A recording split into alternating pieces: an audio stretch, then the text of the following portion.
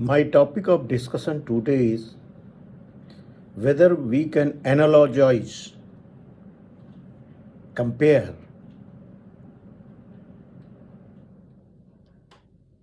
cancerous cells which endlessly multiply, taking energy from the body and then multiply and actually kill the same body. This cell becomes immortal while taking the energy from the body and then actually kill the body. And finally, when body is killed, the cell is also, cancerous cell is also killed. So cancerous cells, philosophically speaking, are that kind of cells which grow if they are taken out the body, and if they are cultured, they will grow endlessly. But in the body, they grow so much that their growth kills the body. So the body and cell are on perpetual war. Cell is growing, multiplying without switching its clock on and off, and thereby becoming such malignant growth that body suffers out of that. So I am trying to understand this genetics, this process of cellular dynamics, comparing it with the institutional and other similarities to understand what goes wrong when cells, cancerous cells behave like that and go against the body. So in a nutshell, cancerous cell is that cell which perpetuates its existence, multiplying itself on the cost of the overall health of the body. So individualistic growth of cell is actually the cause of the harm. Body has a clock, genetic clock, so it gives an order to behave in particular direction about a cell, so that cell is not multiplying, duplicating itself endlessly. So switch on, switch off clock is there, and that is what Genome project is all about. And when this clock is disturbed, and rather when cell becomes totally out of control regarding the control of the body mechanism whatsoever, then the cell becomes a threat to the body. While cell is growing, body is dying. Now coming to the institutional analogies, in our man-made institutions, we see a lot of, suppose body is what? Body is a system. As a social scientist, I treat body as a system. And cells are its lowest denominations. And I'm not going beyond the cell, DNA, RNA, multiplicator, duplicator, whatsoever, ACTG. I'm not going to that. I am taking the cell as the lowest denominator of the body. Similarly, I take institution. For example, I take police department as a body. And then I will compare how the similarities can be demystified, can be discussed when cancerous growths in the institutional bodies happen in the same way as cellular growths happen, and then understanding what can be the possible reason in the institutions and thereby applying those reasons in the field of genomics. Genetic scientists are still to find what actually triggers them to multiply. So I am trying to give a different kind of perspective to them to think, and I am taking the clues from institutional aberrations where the individual member of the institution grows defying the overall goal of the system. And his growth is becomes so much, so malignant, then actually he defeats the very system. So why this happens?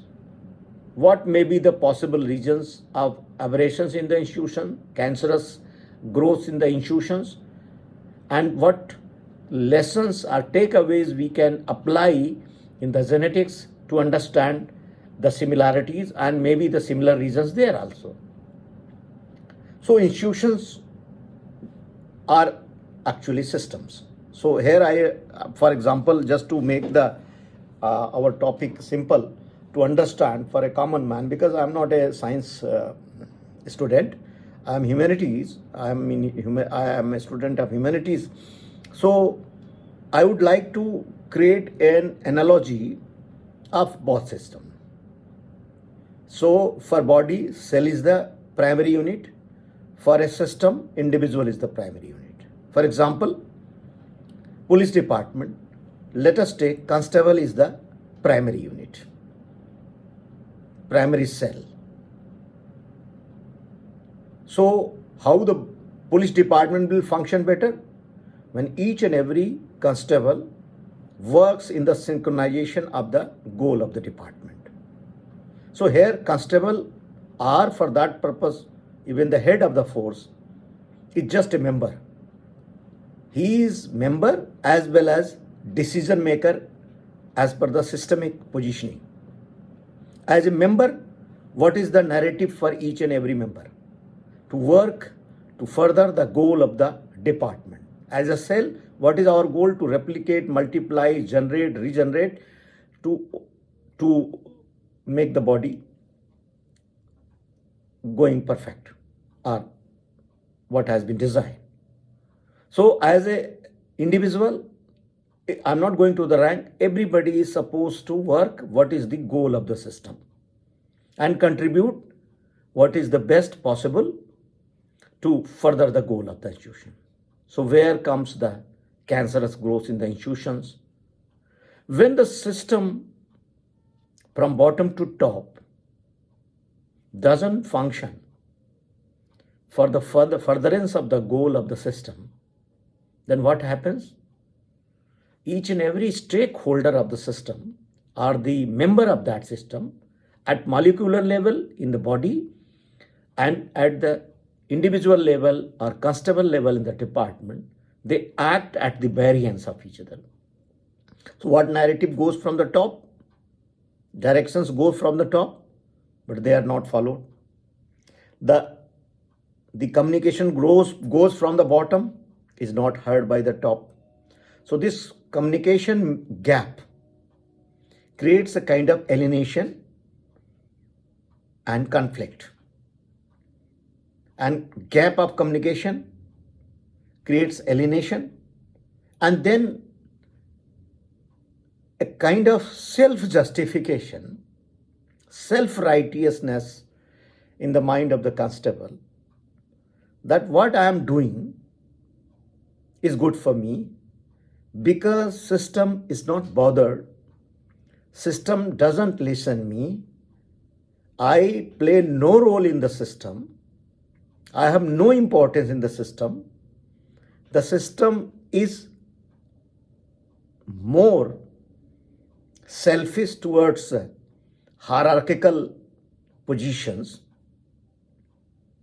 and that is how he develops a kind of disconnect. Then what he does further? What are the system's goals? To make the police image good, to solve the crime, to prevent the crime, to detect the crime, to do the patrolling, to be a good behavior, doing cop, and to be present on the road and further the society of rule of law. But what exactly happens when there is alienation, gap, that he indulges in corruption, he mixes connives with the criminals and whatnot. Less said is better. I'm not commenting on any particular department, police department. I'm taking this issue as an academic issue. And in this process, when he sees at the top, master cell, whosoever is above him, and when he finds that everybody, according to his perception and according to his belief and according to his analysis, is acting not for the furtherance of the goals of the system, but for their selfish goals. So he gets a kind of justification for being not dedicated to the goals of the system. And then what he does, what exactly he does is opposite the goal of the system. So any individual or any cell, when gets disconnected from the rhythm of the body, from the control of the body, because I am sure that cells must be interacting with their all cells in whatsoever communication modes.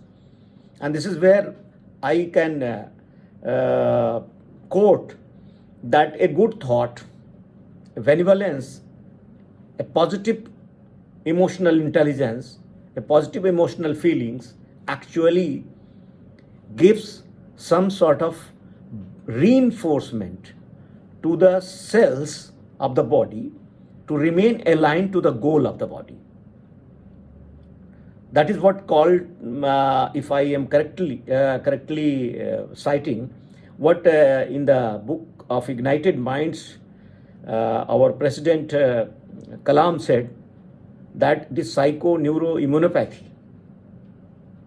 means when you think positive, you try to communicate to the all cells of the body in a different way, maybe through hormones, maybe through whatsoever electrical signals our body remains connected with, and then a kind of a reinforcement of the positivities that yes, this is what we need. So constant communication in the organization from bottom to top, top to bottom.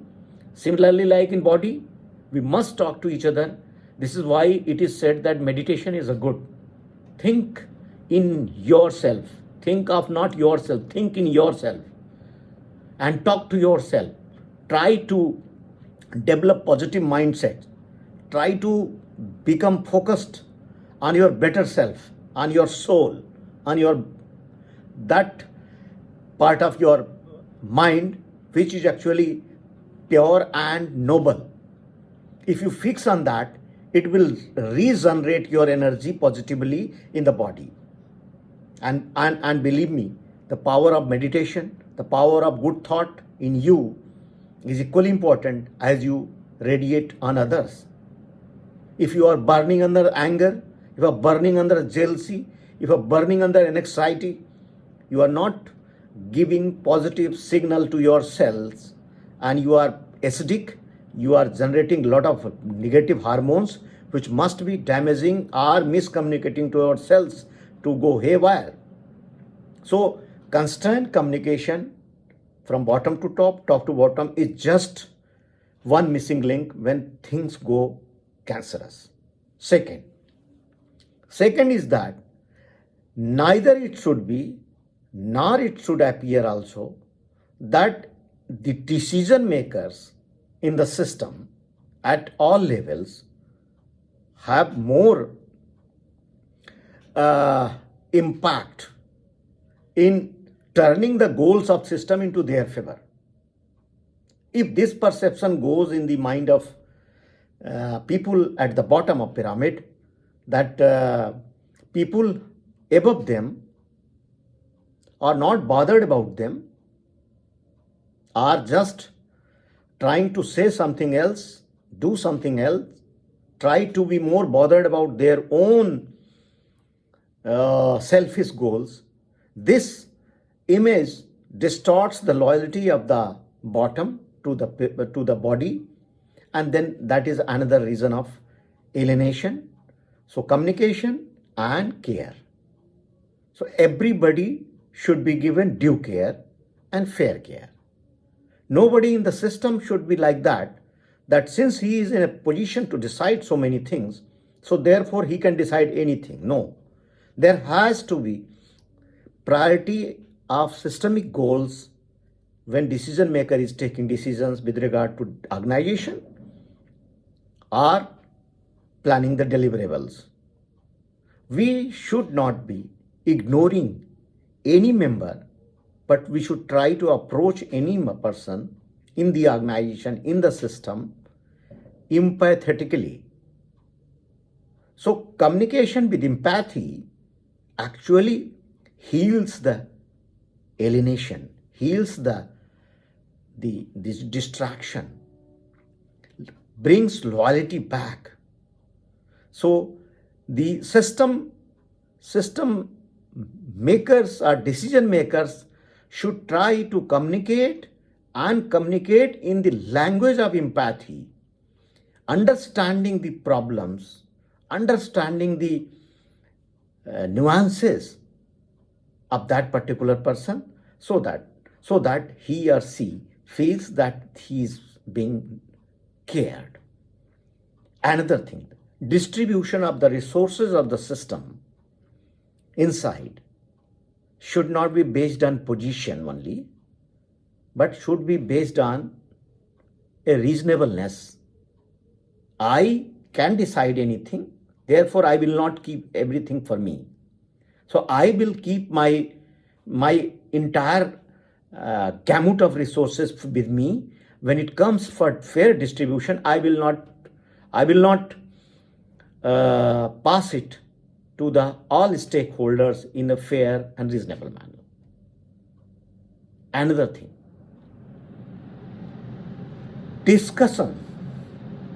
When the system makers do not involve all the stakeholders in the decision making process, the sizable portion of that system gets alienated and not loyal to the decision outcome, and then he doesn't own that decision. When you talk to anybody, and there should be continuous involvement of stakeholder, and I'm not saying that entire members should be, but there can be hierarchical trickle downs. Okay, you can discuss these things down, and then bring those feedbacks, and then brainstorming on them, and then taking a decision in the public interest or in the interest of the organization.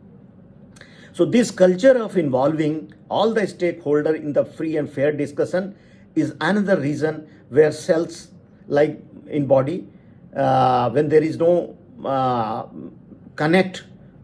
communication, positivity, cells may behave malignantly. Similarly, in the institution also, there should be constant decision making process to be broad-based, to be inclusive of all the stakeholders. Then everybody will own it. A person, since he or she is not a high rank holder, doesn't mean he or she has no wisdom, no experience. Articulation of any problem is not understanding of the problem. Problem may be understood by a person who cannot properly articulate that.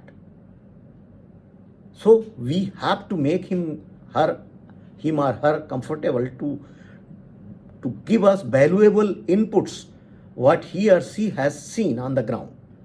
So involving bottom to top all the players of the system in the process of decision making is another disconnect which further alienates.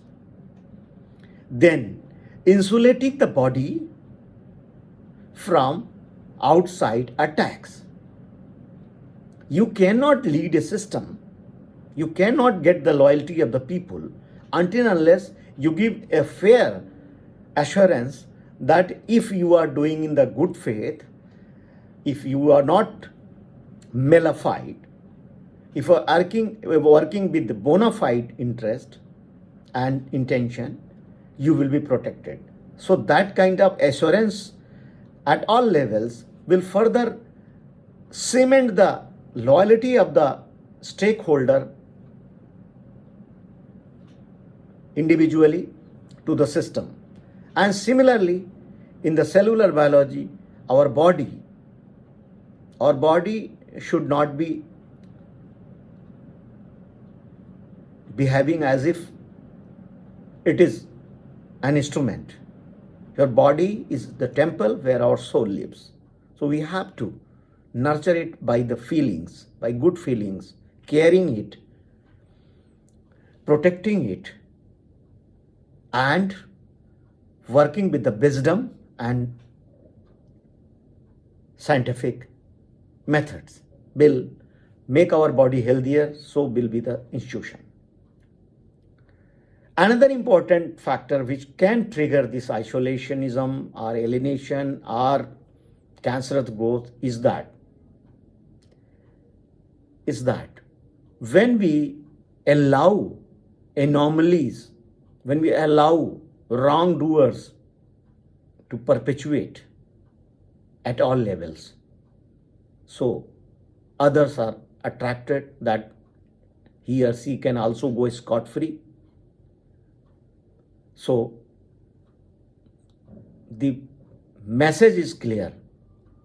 First of all, we care, but if you go beyond limit of that boundary intentionally, you will not be safe. System will bring you to the justice.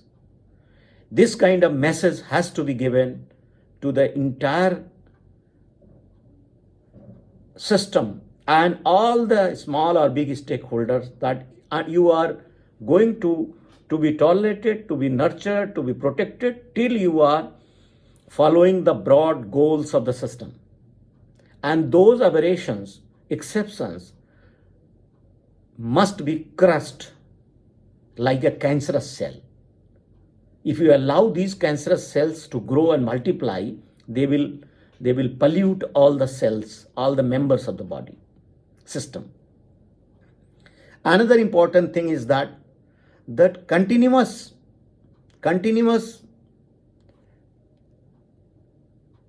upgradation of the capacities. We must think that challenges need continuous improvements in our response. Like our body is trained for immunity to face viruses, like our cells get trained to evolve as per the environmental challenges, and then they face the external challenges, internal challenges by developing their own capabilities. System has much more leverage in that process. Until unless we develop the capacities of the system at all levels from bottom to top, we cannot get an organization delivering the best or better. Another thing is that organization should not be having generational conflicts. Any organization, members are having a span of something like almost double the age. For example, when I will be 34, so in the middle when I joined the service, a constable who have joined would be almost a person who is like my kid would have joined this force. So this generational gap needs to be bridged. We shouldn't glorify everything past. We shouldn't say everything modern is bad or everything past is bad. So we have to bridge the balance.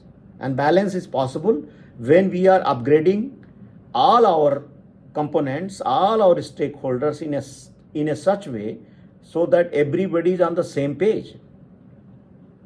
A system which educates and capacitates only a section or hierarchy of officers, only they should be given a top class training and exposure, and others can go with the lottery. No, this will not work. We have to identify which type of training is required at what level and try to understand that the modern constable Our modern members of the force are smart, ambitious, aspiring, and they like to be treated equally and with dignity. Gone are the days of feudalism.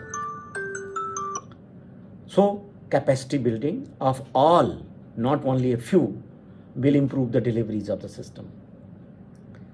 Another thing would be that a person will deliver when her or his personal problems are heard, solved, are taken care while making him fit into the scheme of things. If a constable is residing in a very dilapidated building or place, if he cannot have a house, normal house to the tune of his position in the society, to the tune of his requirement, basic requirements, we cannot expect much from him, because he will have always a kind of understanding that society is more biased toward the elite, not towards the people at the bottom of pyramid. So, and similarly, health, education of his, her children, and other issues need to be schemed into things. Only then we can bring the best. We don't need bodies to do policing. We need the attachment to the policing. If a person, see the Ukraine war, there was a superpower which is being fought by reluctant soldiers, and then there is a small power like Ukraine, but it is having the army with huge upside morale, and the way they are fighting, I mean, hats off. So only technology will not help. We need the involvement of the heart in the policing. The job which I am doing, if I'm not liking, if I'm not dedicated emotionally, I will not deliver. So we should try to solve this issue by evolving a strategy so that nobody feels that he is just being squeezed. We should not be revengeful on anybody. We shouldn't apply mechanically anything. And when I'm talking these things, it's equally applicable to the cellular dynamics and the individual dynamics. So I'm mixing these things to just get an idea. Because when there is a alienation, miscommunication, disloyalty, the cancerous growth is possible. So these, and then another thing, the increasing of resources in terms of HR, in terms of capacities, dealing with empathy, understanding the constraints and problems of all the stakeholders, devising solutions accordingly. One size fits for all is not a kind of mature way of handling these things. We must try to devise a kind of working mechanism at each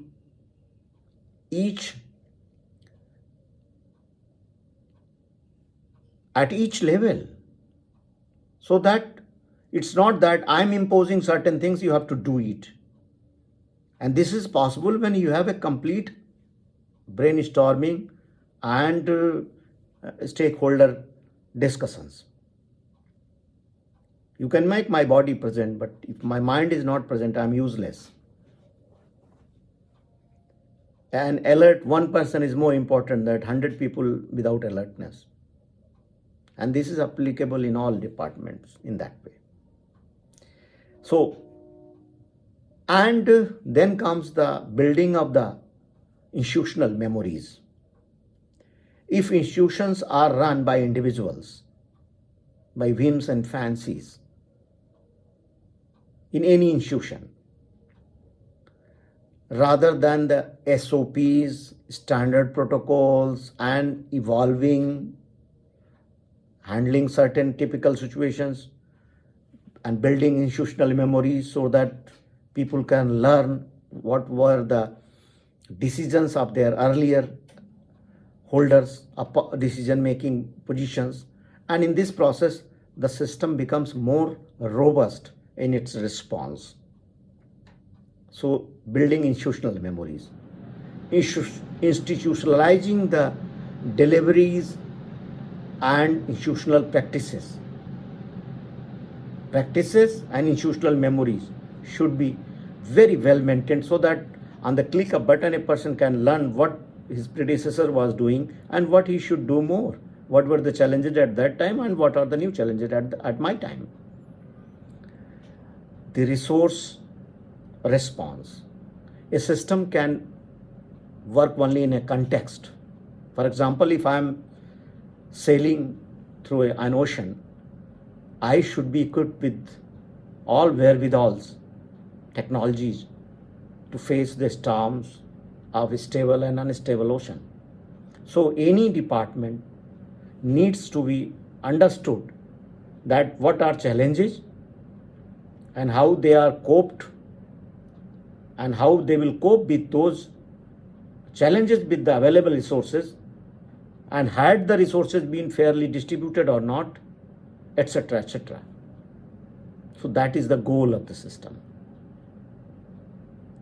I think that I would end up my lecture here. I will touch the topic again sometimes so that I can cover my entire conceptual understanding of this thing. Thank you very much. God bless us.